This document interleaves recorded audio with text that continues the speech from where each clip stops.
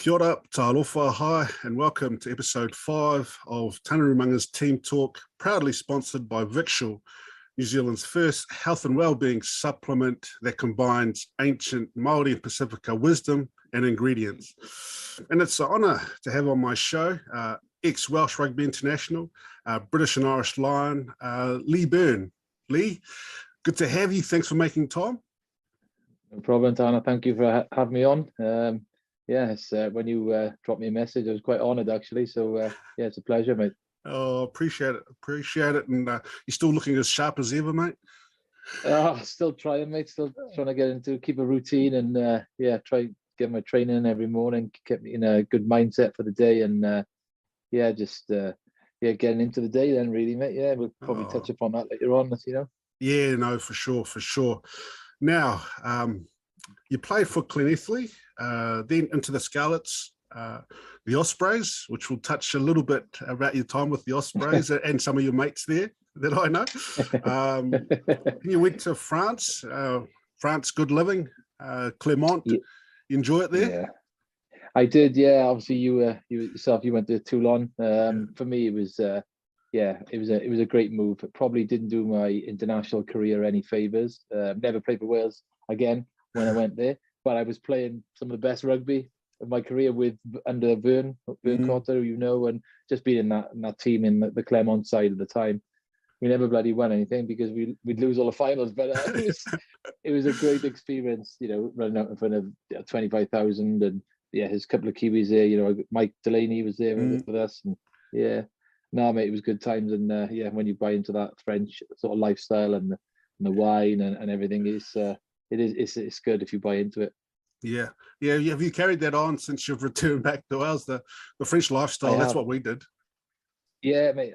Even the stuff like the espresso coffees and stuff like that. You know, I was like, how can people drink that before I went to France? Now all I drink is espressos and the wine, the red wine. Yeah, mate. Once you buy into it, I don't think it'll ever leave you.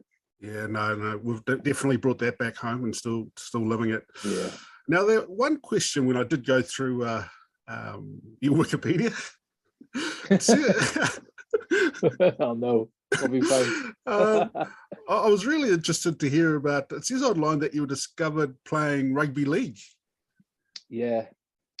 So probably people in the UK probably might not know it, but Wales is quite famous for Rugby League. You know, Jonathan Davis, Alan Bateman, John Devereux. There's been some good legends come from Wales Rugby League, but obviously the Union now takes over from the league. So yeah, I was playing league with them guys. They come to the end of their career, and it was a local club game, and they all sort of were helping out this club. And I played in that game, and one of the Scarlets coaches was watching, and it just went from there, mate. It was pretty. I suppose it was pretty fast. Once I got into the system, I was a late developer. I didn't turn professional till I was 21, which is quite late now.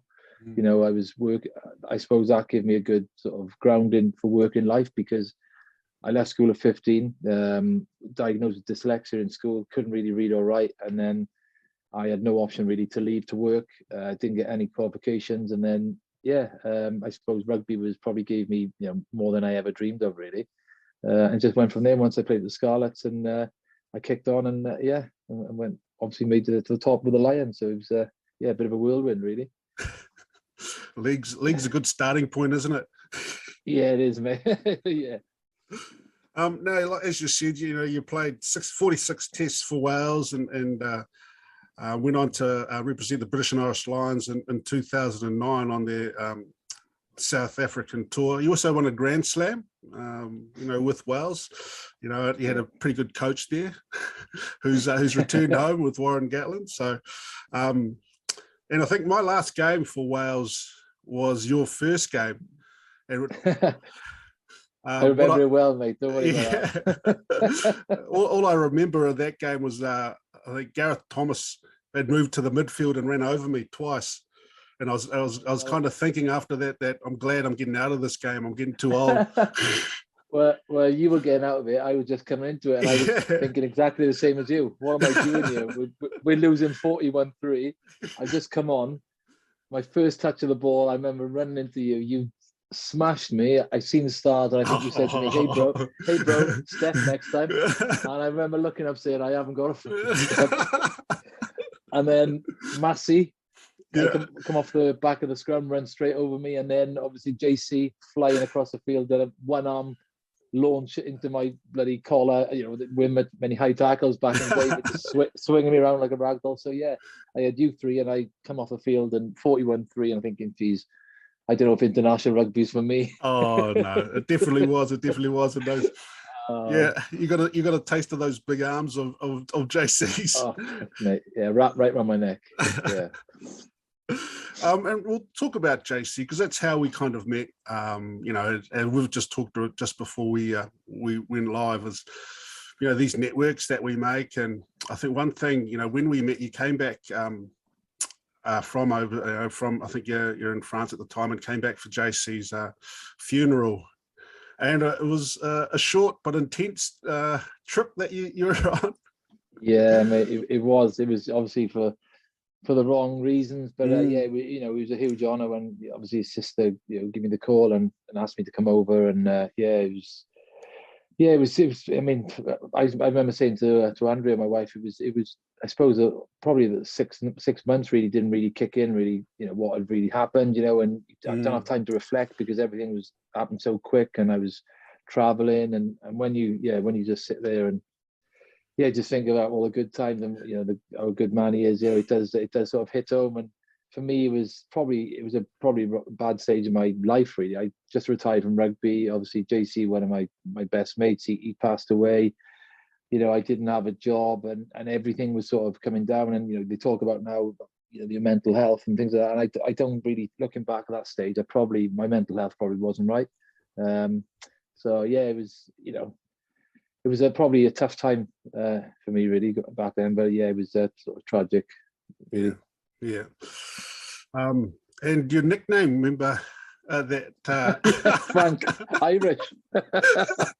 Yeah, I was thinking about that earlier on when I was thinking about what I was coming on, and that popped up in my head. And I think he thought I was Irish, didn't he? Yeah, he did. That was and that stuck with you for the 2 days that you were over for, wasn't it? Frank, JC's dad thought you were Irish, and so that kind of nickname stuck with you for the next couple of days. And I thought, as we talked about, you just, as you said that, when we were talking to you about tell him, and he just didn't have the heart to tell him. And bless you, and you just played along with it every time he mentioned it to you. I couldn't tell him. I was happy with his nickname for me. So yeah, and you took everything that he gave you too. Yeah, I think I'm still recovering 5 years later, but no. Aren't we all? Yeah, aren't we all? Yeah, I know you guys. We give him a good send off. We did. And obviously, talking to. We have to talk a bit about footy and what's coming up. The Welsh are playing the All Blacks, who are touring over there. They've got a big program of tests that they've had this year. Now they're going to Wales, and I've just noticed that Wales, because it's outside the window, Wales won't have all their players that they can because of that. So they've had to bring in some young players. Do you still keep a track? Are you still involved with rugby and footy? I'm not, in terms of coaching, it wasn't something I really wanted to go into when I retired. Obviously loved the game, and obviously commentary. I tried a little bit of it, and again, that's probably not for me. But obviously, I watch it and I keep in touch with the guys and speak to the guys quite a bit, and. Obviously, we're living in Wales, a bit like New Zealand. You can't get away from rugby, especially come the autumn and Six Nations. It's everywhere. So yeah, I like to keep my hand in there a little bit. And I mean, we got it's a big program coming up for Wales as well. The Lions players have only just come back playing really. The Welsh club game isn't going great at the moment. We've got the South Africans in the Rugby Championship now as well. But New Zealand, South Africa, Fiji, and Australia. It's a pretty daunting. Autumn, and all them teams are playing well as well. That's what you got to look at. But I think Wayne Pivac, another Kiwi after Gatland, is done a great job there, and Stephen Jones, my old teammate, and I seen him yesterday. They're looking forward to getting the players back in, but I think watching you guys, it's I always tend to find that you can bleed new players over there, and we don't know much about them because the NPC games are not shown. But these players are probably, if they don't make the All Blacks, would probably be good enough to play for Wales. So the guys who are playing for the All Blacks I think it's just a step above, really. So it's going to be tough.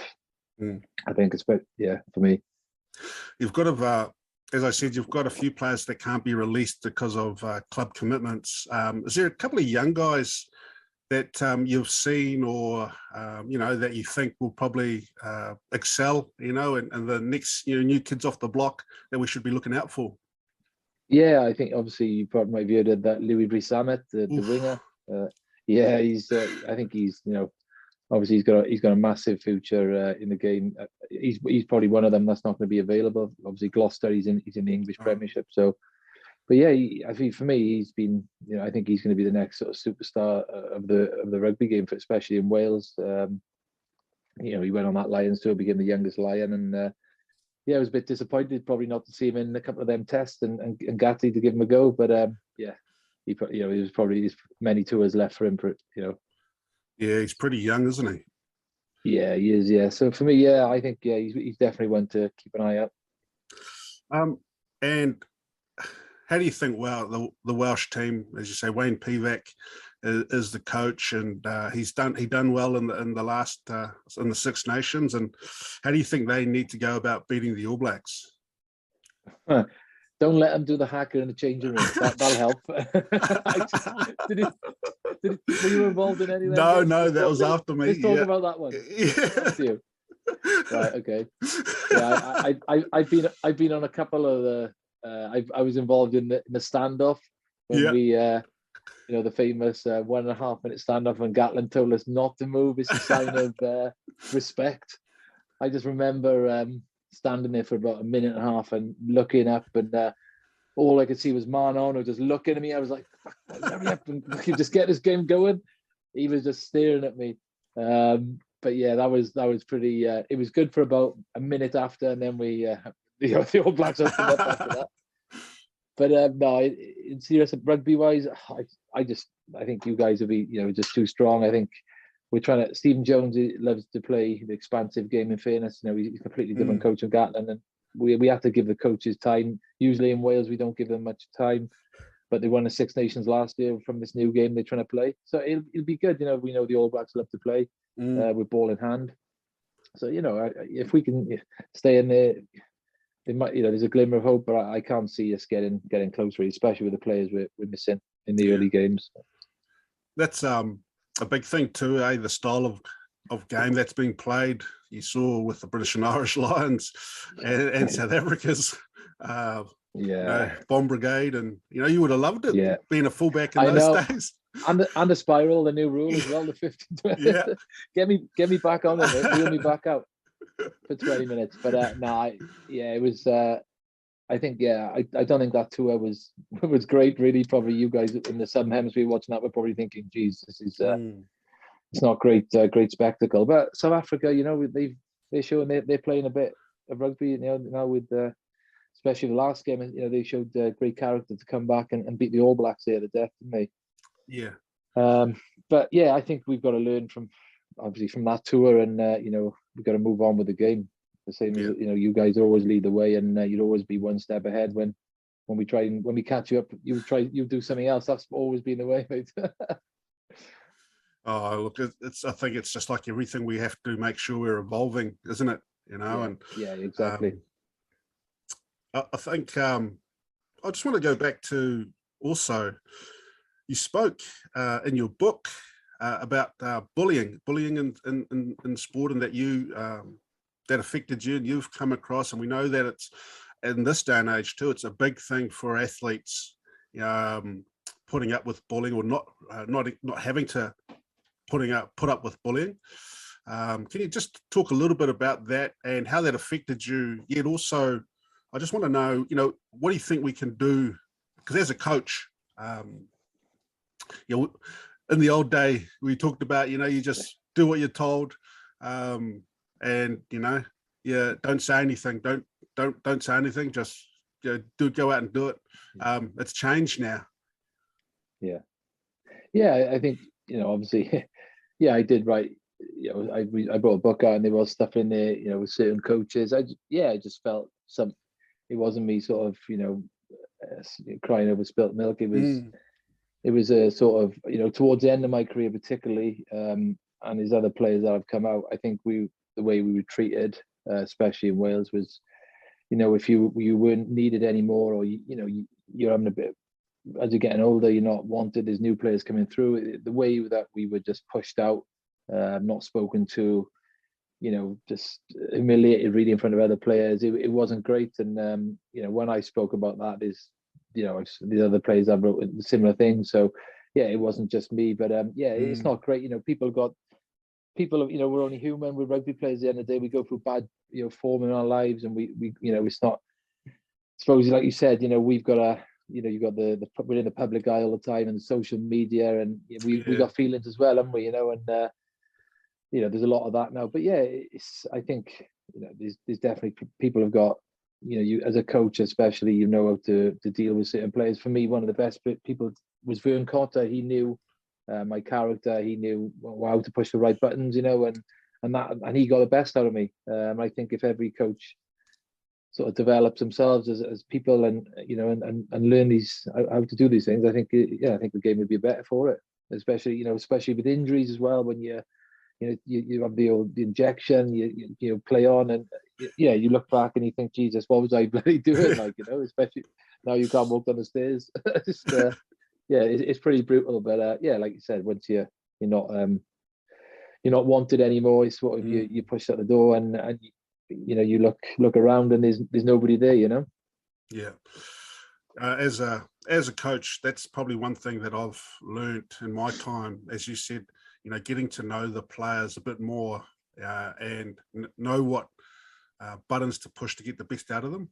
I was a coach when I first came in. As I was a player, I was told what to do, and so when I first turned up to coaching, this is how it's done. Do this, and a bit of yelling and things like that. You realise that it changes. As we progress. You talked about social media. None of this stuff was around. When I was playing. So, and thank God. Because obviously, the pressures that our young people or young athletes are under now, to perform, because they just can't get away from it, and it is starting to affect mental health and well-being. Yet in the end, we all want what's best for everyone, and that's to have success. And you just got to understand people and create those relationships so you can get that. So sorry, you go. No, sorry. Sean Edwards was one. Obviously, Sean, defence coach for me. He was another one who knew how to get the best out of me, and give me that confidence, and I think, as a man management, he was one of the best. He's mad as a hatter, but I loved him, and really really felt connected to him. At least if they're going to yell, he's a yeller. Off the field, May loves me because it's that's just how he is, and it doesn't change. It's the ones where that change from week to week. You weren't like that last week or the last, when I was playing well. So that's probably something that I want to just understand. You got to be consistent with people, in coaching, I think, in life. In life, now, I want to talk about your business, Bridgeport 360. It's a construction, contracting, and management service. How'd you get the idea to start this up? And did you have experience in this area before you did start it up? So when I first finished playing rugby, I think I struggled a little bit to find sort of purpose and what's sort of what direction I'm going in. Like I said earlier, I weren't going to become an accountant. I didn't have the qualifications to do that, and it was just I got approached by sort of networking. I got approached by a guy to start up an office for this company. They were established contractor, the same as what we're doing now, to do a bit of business development, opening doors, getting the work in. using my connections in Wales, especially around rugby. And yeah, that went really well, sort of turning over a couple of million for them. And then unfortunately they sort of made a couple of bad decisions, and they were a massive company and they went bust. And then I was like, I thought, shit, I'm back to square one again. No job, you know, sort of what am I going to do from here? And then we got approached by two investors. They sort of seen the potential in myself. I'm a business partner. We showed them what we were doing for them in Wales, and we just thought they invested in us to replicate that. And then within, well, it's our third year now, within 2 years, we paid them back the investment. And now we've got a self-sufficient business, you know, turning over 7-8 million a year, managing contracts and yeah, in the construction world. But you know, I'm learning every day about building, and you know, I still walk. I go on site now, and I get the scaffolder saying to me, "Hey, what are you doing here? You should be playing fucking." I'm like, "Bro, I'm retired now." You know, I still get all that, but I love all that. It's great, you know. And I think it's when you, I suppose, let go of that sort of rugby career. I'm no longer, you know, a rugby player. This is my new career. Don't be ashamed of it, you know, and let go of it. Yeah. Not don't be ashamed so much. Just don't have sort of. Don't worry about, you know, like rugby was, you know, it was a great living, but that's not gonna, you know, pay your mortgage. But this is the real world, and you know, that doesn't last forever. This is what lasts forever. So yeah. Oh no, that's awesome. You know, what are the skills that you were able to transfer, you know, from your rugby? You spent a lot of time in rugby, like yourself and like myself. No qualifications to get into business yet. You know, we made the leap. You know, what are the skills that you were able to transfer across from rugby? I think massive one is teamwork. You know, when you read stuff and you look back at now how you work with the team, what we talked about earlier on, really getting to know each one of them and how each one of them contributes to the business and to each other's goal, I think is a big one. I think I get it quite easily on the teamwork stuff. It's easy for me to, you know, to get a team around us and somebody to work for you. You know, you need like rugby, you need people on board with you. You need to be a leader, and I think it goes hand in hand from the rugby field. I think, you know, when you go in 80 minutes into battle, it's just like, you know, when you got to get a job done, you got to do everything you can. So yeah, I think teamwork, leadership's another one. We talked about, you know, being a captain of your team to now a director of a company. You know, the similarities, you know, developing, I think, you know, leadership in sport is massive to develop in employment, really. Time management, probably an important one as well. Even though I think, you know, I know you might laugh at that one, but I think, you know, it's important. I think employees will look at your time management and how you split your time between stuff. And I think rugby is so regimental. We've got to be there. And if we're late, you know, it's almost OCD. We've got to put everything together. And I think I've taken that to work. You know, I'm 15 minutes early for a meeting, and I still got the same mindset. Shit, am I going to be late? I'm stuck in traffic and I'm panicking. But yeah, I think it's a great mindset to have. You know, if you're turning up half-heartedly at a meeting and, you know, you're not bothered about it, and yeah, so I think that's another big one for me. I think time management. When I think about that myself, in my personal life, I'm not a very good time manager. Yet, you know, you're exactly like you. I don't like being late for meetings because usually, you know, in the rugby environment, it's either you get fined or dropped. Yeah. You know, there's consequences. So you understand that, eh? Yeah, 100%. And they're great skills. Yeah, there's many more, but I think they're great skills to have. And I don't think you appreciate that. What sport I didn't get it because I didn't have the business to go to transfer them over. But now I know what's, you know what I mean, what I brought over and how much sport has played a massive role in helping me develop really as a business person. Yeah, it's funny, like you say. I'm always looking for a routine. I'm waiting, you know, now that I'm on my own, in terms of I'm not in a rugby environment. I'm trying to run a business now. I'm trying to find a schedule that I can. You know, when you're first starting out, you know, it's actually there is no schedule. You've just got to try and wing it, and you know, start before you can actually get that schedule. So that's what. So when I retired, I lost my way a little bit because I didn't have that sort of gym trainer give me that program.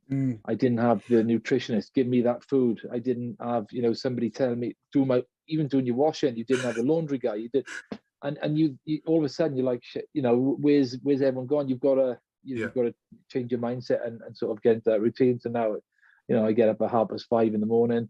I get into the gym, get it done, puts me in a good mindset for the day. Before the little one wakes up, she's up at 7:30, so I'm already done, and I'm not chasing the day. Get in front of my computer by 8:30, and get into it really. Oh, that's awesome.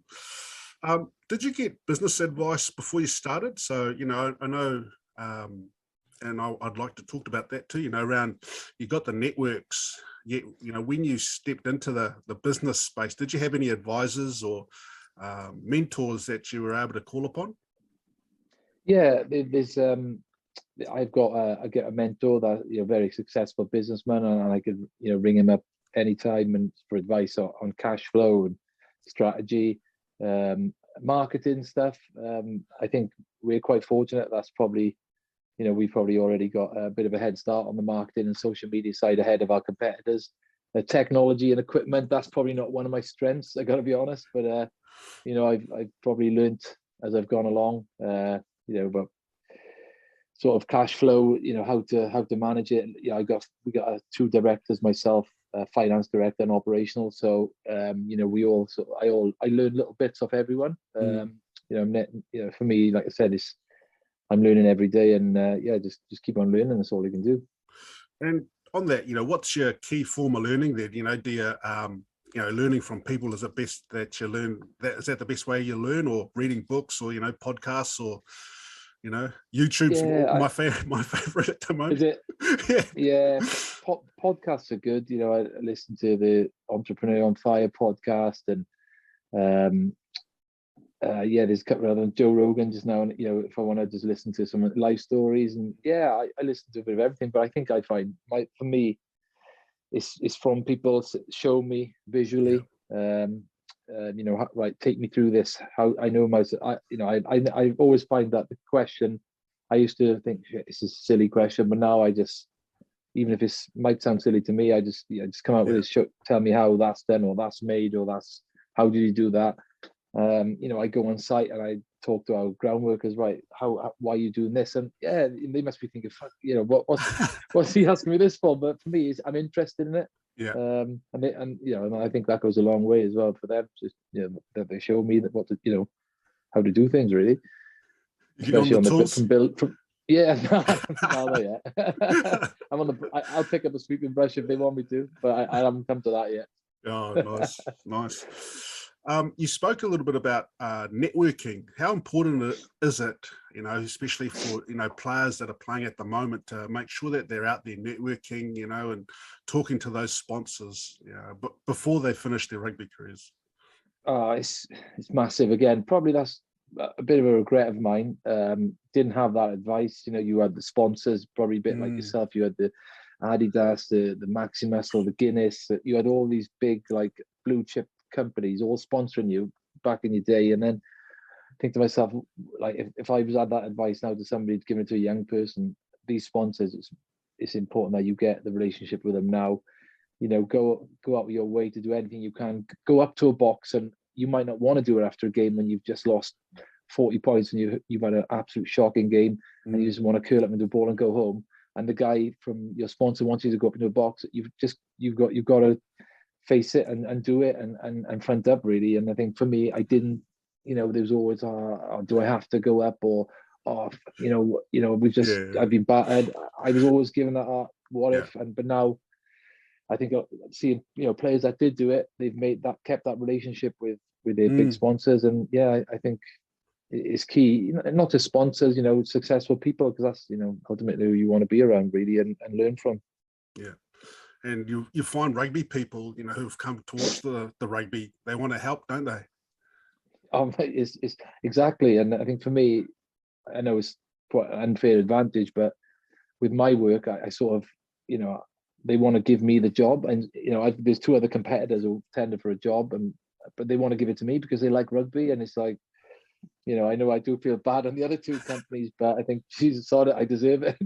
No, I'd be I just think you got to be sort of, you got to come across well as well, and not just like you said earlier on, is just try and be a good person. Yeah, you got to. I think, like yourself, hey, humility does get in the way sometimes. We got to be unapologetic about who we are and what we've achieved, because that's what's happened in our lives.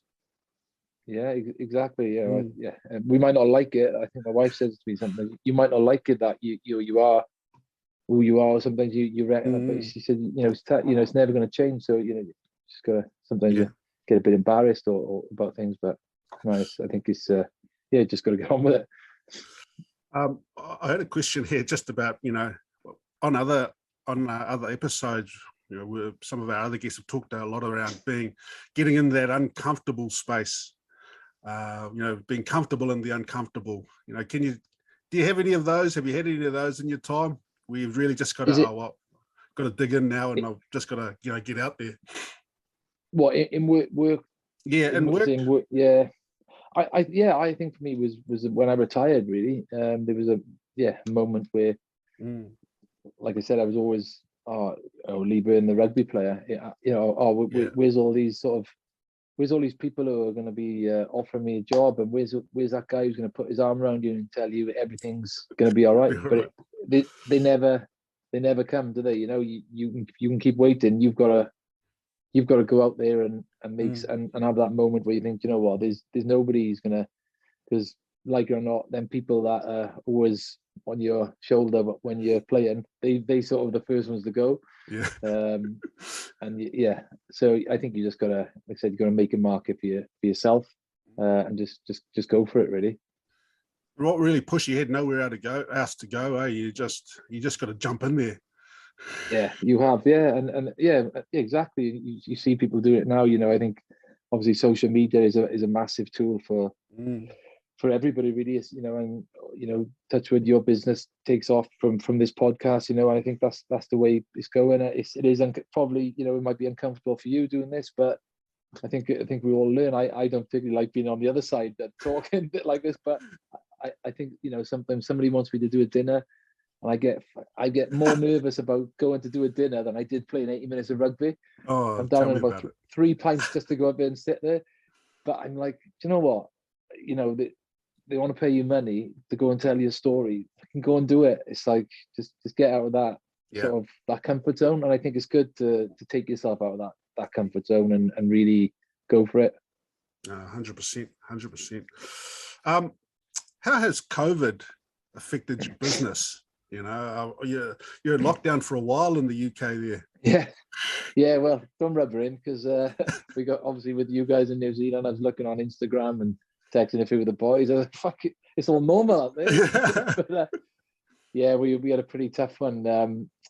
I think in terms of like personally and obviously work wise, construction luckily was one of the things that carried on though. Oh, okay. Because they wanted to obviously keep the economy going and everything. But I think we closed for 4 to 8 weeks, and there was like a furlough scheme where the government were paying everybody, your workers, on reduced salary, obviously, but we started back up after 8 weeks and we carried on. But materials shortage was huge. We couldn't get materials because they didn't have the drivers to get us stuff, so we couldn't do the work to get the money off the client. So it did affect us. Our turnover dramatically dropped. Our end of year books didn't look great, but I mean, I think it was the same for everybody.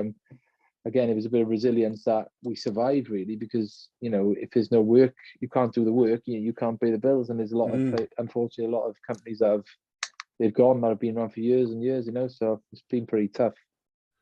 What do you think were some of the tactics that you used that got you through it?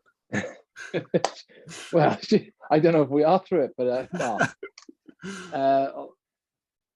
We were having a lockdown like Wales. It got quite political in the end, because Wales and England, obviously, they were doing different things to Wales. And my wife's sort of mother lives in England.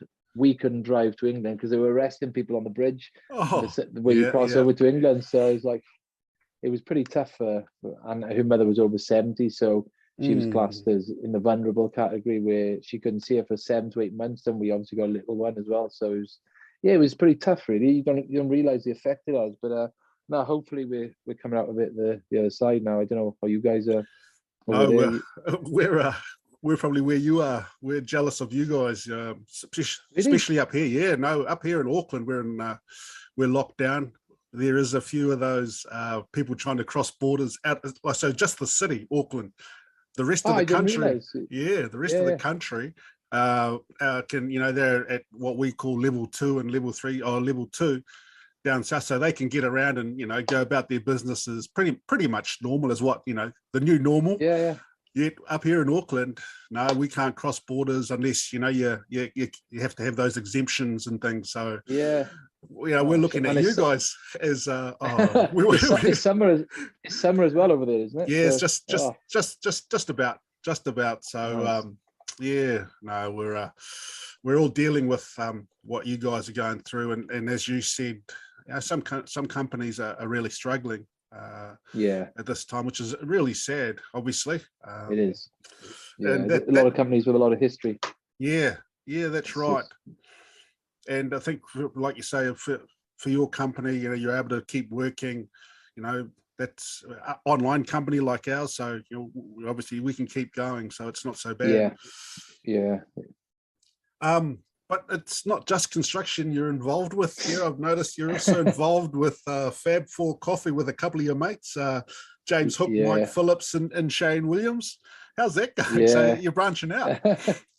We are, that was a lockdown idea, actually. I think we were christened the Fab 4 just because we loved a bit of fun back in the day in the Ospreys, and I think someone come up with the coach come up with the nickname, but we always said, obviously going to places like New Zealand and drinking nice coffee, and we always wanted to have a business together. And I remember when we went to New Zealand 2015, we were like talking about how we should start a coffee company, and it's like Mike goes to France, Shane goes to Japan. You lose track, don't you? And it was only when we all retired that we all set up I was in WhatsApp, like let's go for it. And it was in COVID that we said let's start the coffee company. So and again, that was through using our connections now and sort of jump into the, unfortunately, we like it or not, jump into the top of the tree. We've been able to get into supermarkets, because sort of the main buyers there are Welsh and they love their rugby, so you feel a bit, again, like I said, that you sort of, you got to think you deserve it, but that's going well. So we done that, and we branched out then doing gin. So that's I know. Of course you have. I said to the guys, this is it. This is the last one now. We can't do anymore. People will be thinking we're taking the piss, but it's that's quite exciting. We've got a company that have come in now. We're going to do a launch. They've sort of taken some sweat equity, it's called, where they work on sort of sales, and we give them equity for it. But they're a big American company. They've seen us. They've come over from America, and they've got 10% of the company. So it's hopefully that's expecting big things of that. Awesome. Yeah. Now, just with your coffee, so you've got 4 different styles or flavors of coffee. Is that right? Yeah, we have. Yeah. How does it work? So I think we got 4 different strengths. Obviously, Mike Phillips likes to be the strongest, as he liked on the field. I think Shane is sort of it's just different. God knows how they picked it, but they sort of gone with our characters of sort of and done a story behind it. But it's quite fun, actually. But we want to obviously get our own roasters and get try and get some coffee shops. That's the next step, and I'll be hopefully that's our goal, So with the gin, is there 4 different styles of that too? Is the pink gin and all the different? No, no, it's not. It's just we're gonna launch a non-alcoholic one and a low alcoholic one, because I don't know why we're doing that, mind you, 4 guys who love a drink, but I don't think I'll be drinking the non-alcoholic. I think the way the fastest growing market is non-alcoholic and low alcoholic gin, alcohol, believe it or not. So we're going to try and see if we can grab a slice of that market, hopefully. Oh, awesome, awesome. You talked obviously about your routine. So being so busy, you've got a lot of things on. You've got you know, a little one as well. So obviously being a father is an important job with your wife, Andrea. So Yeah. you know, how do you keep a balanced lifestyle in your busy lifestyle? Yeah, I think just being organized really, and having a clear mindset and a routine. I know exactly what I'm doing the night before. I know exactly what I'm doing for the week. My diary's there. I always try, like I said, and get that training in the morning to set me up. I think a good diet, good a good good clean lifestyle, your supplements. That's always over your overall well-being and health is massive. I think to set you up. I think is really for your routine and your balance. I think obviously family on come the weekend, the no emails. The Saturday, this Friday, Saturday, Sunday is it's not work at all. And I think family's more important than anything, as is we get one of the things I learned from Gatlin really was family's more important than rugby. He was massive on that. And I think that's one of the things he brought in, and I think I've carried that on. Now with a family, and it's more important than anything work. So yeah, I think just being organised for me is key, and having that balance. And with your mental health as well, is that a big? What do you use? Do you yoga? No. Obviously, I meditate. It's something my wife made me Awesome. do about two years ago, and she was like, and it's like I was like, nah, yoga's not for me, or meditating's not for me, and she started to help me sleep. Obviously, I'm in trouble sleeping and stuff like that, and we downloaded this Calm app, and we started doing this meditating in the nights, and it's just made a massive difference having that. I think obviously sleep is another one is key, isn't it? And so we started meditating, but my wife's big into yoga and all that. I think that's obviously a couple of things from my playing days. If I could turn back time, probably Pilates, yoga, all that wasn't about much, was it, when we were playing? I think I would love to have, sort of been sort of big into that, try and prolong the career a bit longer, or, you never know, having that little edge on your competition, really. Yeah, it's funny that, like you say, we're all in the gym. That was the big push. Well, obviously the big muscles, that's what we were told. And then as you get older, you realize, actually, I just want to get out there. I want to look after the body a bit more and strengthen those little muscles, as you see with Pilates and stretching, all those things. It's just trying to maintain that body rather than get it bigger and get it stronger, Yeah. Even the mind stuff, like that's in now, the coaching and the that was sort of coming in. We had the guys coming in there, and I think that would now, I think that's huge to have some like a mentor you can talk to, and psychologist is huge, isn't it? And I think, I don't know how you guys, was there much of that about the psychologist in the team, or? Yeah, that was a big thing towards the end of my career, that you realized, we had a sports psychologist with us. And as you said, just giving you some strategies to how to deal with pressure, someone to talk to. A lot of it was just have a coffee in his room. You just sit there and chew the fat, because some things that you couldn't talk to your teammates about, or your family, just someone who would and with no judgment, Yeah, and I think obviously men, like I said, we don't like to open up. We don't like to show our emotions, especially to our teammates. Maybe these big macho, But it's. I mean, like I said, that's changed now, and I hope there's more help really for players, really, sports psychologists. Yeah, well, we know in rugby, everyone does the same kind of training, and it's that top 2 inches. Everyone talks about how do you deal with pressure and the stresses on the field and off, so that you can perform at your best. You talked about supplements. Well, you'll have to have a look at eventual, mate. Just we'll send you some over. Yeah, definitely, mate. I'm already on the Manuka honey from New Zealand. So get what is it? What's your? I know it did read to me. I see you on Eventual, social media. yeah. Yeah. So we're a health and wellbeing supplement. So we've got protein powders and some pre-workout, but it's all our theory is around Māori and Pacifica wisdom. So we have Māori Pacifica ingredients in our products. Right. So just that's our point of difference. What would they be? What would they be then? What's the speciality then of the Māori and Pacific? So we have kava products. So Jesus, not. You don't have to drink it. Yeah, you don't have to drink it. So we have the health benefits of it, and so one that can help with support sleep, and one that can keep you calm during the day. So just help with a bit of stress and anxiety. Then we have kakariki super greens, which is just a healthy living supplement. So stuff I take. I take the greens and all that sort of stuff. You definitely. I'd love to try some. I'll have a look at your website.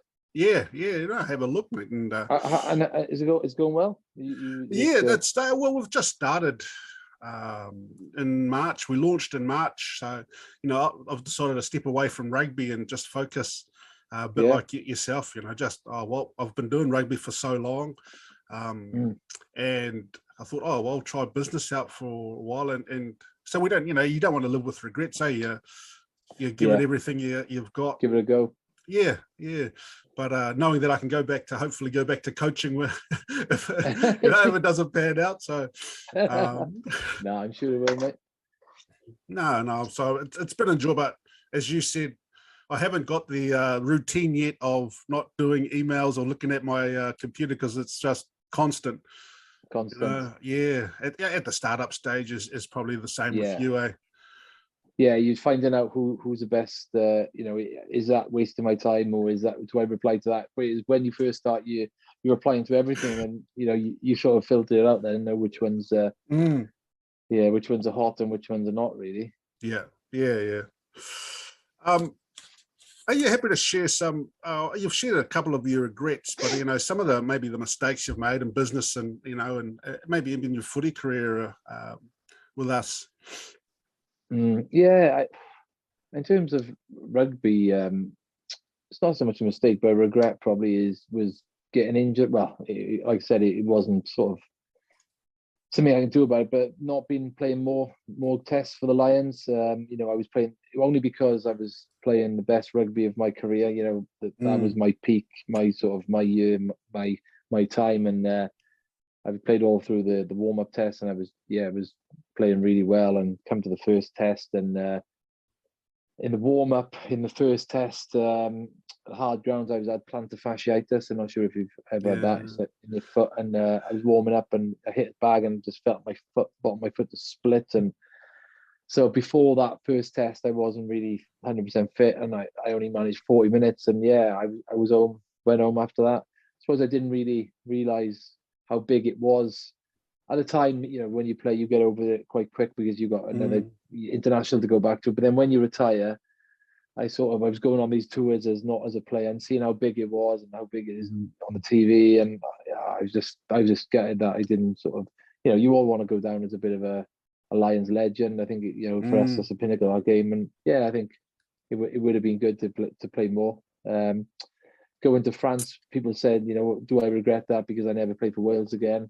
I was on 46 caps, so you could have got 50 caps, but for the friends I made out in the rugby experience, like I said earlier on, playing in Clermont, and that stadium, and you can't take things like that away. I think I don't regret that.